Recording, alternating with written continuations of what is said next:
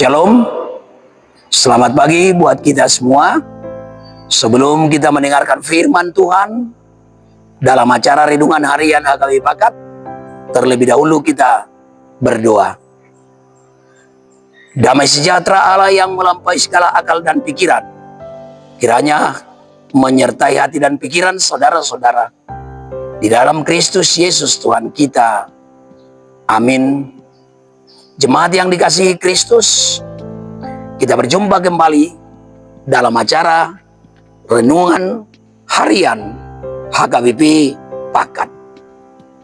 Firman Tuhan yang menyapa kita pada pagi hari ini, yang menjadi bekal dan kekuatan kita dalam menjalani hidup kita sepanjang hari ini, tertulis dalam kitab Yesaya pasal 1 ayat 18.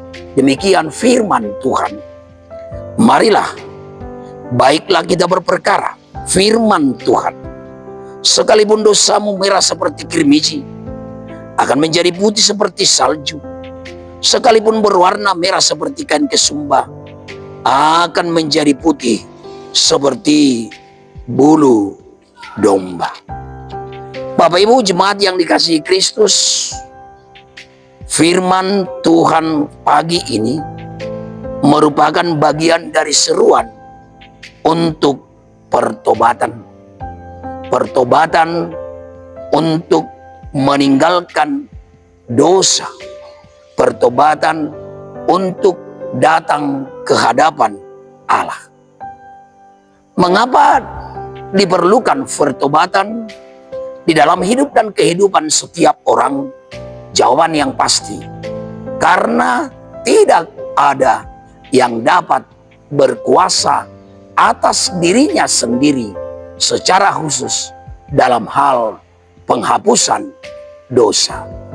Bapak Ibu, saudara-saudari yang dikasihi Kristus, jika kita hubungkan dengan Roma 8 ayat 23, sebab upah dosa ialah maut.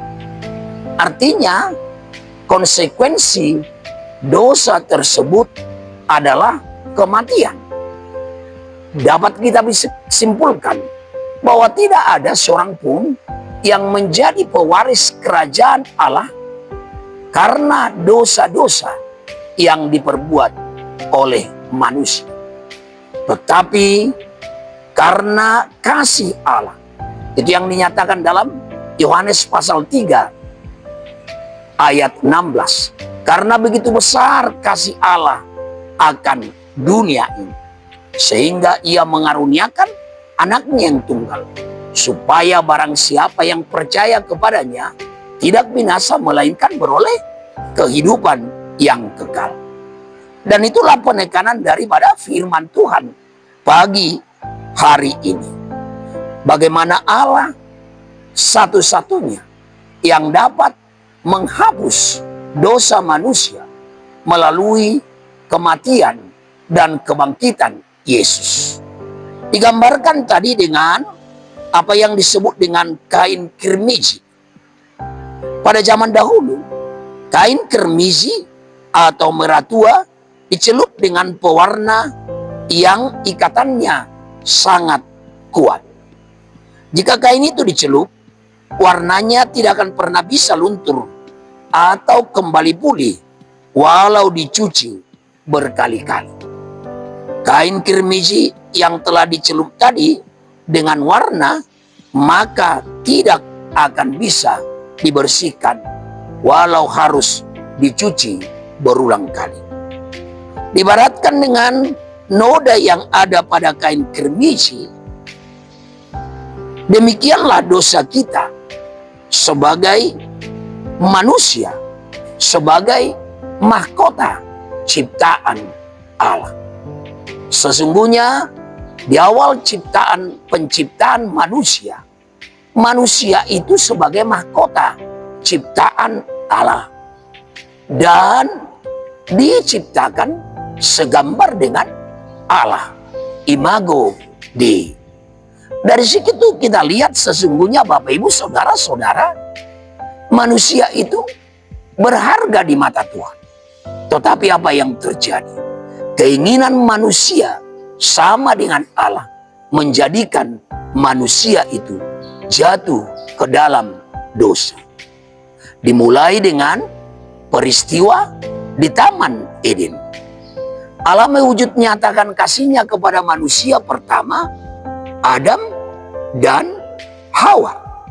Ditempatkan dengan penuh ketenangan, dengan penuh keindahan, tetapi Hawa bisa diperdaya oleh iblis sehingga menjadikan manusia itu jatuh ke dalam dosa, dan konsekuensi yang mereka terima, mereka diusir dari Taman Eden. Bapak Ibu yang dikasihi Kristus, sesungguhnya kematian menjadi upah daripada dosa. Tidak ada seorang pun manusia dengan usahanya atau amal baiknya atau kekuatannya sendiri sehingga dosanya bisa dihapuskan atau diputihkan. Kalau ada pemahaman di ajaran yang lain, dengan melakukan kebaikan, dengan peduli kepada sesama, dengan memberikan bantuan, maka ada peluang untuk beroleh tempat yang maha tinggi. Tetapi dalam ajaran Kristen itu tidak akan pernah kita temukan. Hanya karena kasih anugerah dari Allah. Tetapi yang kita lihat Bapak Ibu, saudara-saudara, inisiatif itu datangnya dari Allah sendiri. Karena hanya Allah sendiri yang sanggup mengubahnya menjadi seputih salju dan bulu domba. Hanya kuasa pengorbanan darah Yesus Kristus yang mampu menghapus noda dosa masa lalu kita sehingga kita bersih.